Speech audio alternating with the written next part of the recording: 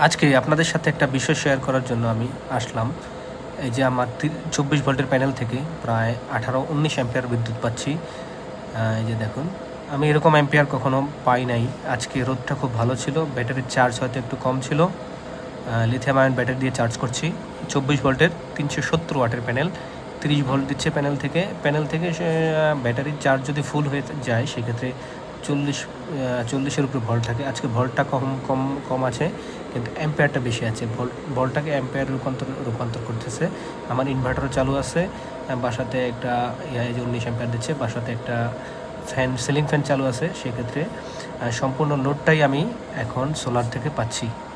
প্রায় 19 অ্যাম্পিয়ারের মতো আজকে আমি হাইয়েস্ট পেয়েছি, যেটা ভালোই বলা চলে। আমার তার অত মোটা না, 70-76, হ্যাঁ 70-76 কেবল লাগানো আছে। এই হচ্ছে, এই জন্য আজকে ভিডিওটা করা। ভালো থাকবেন।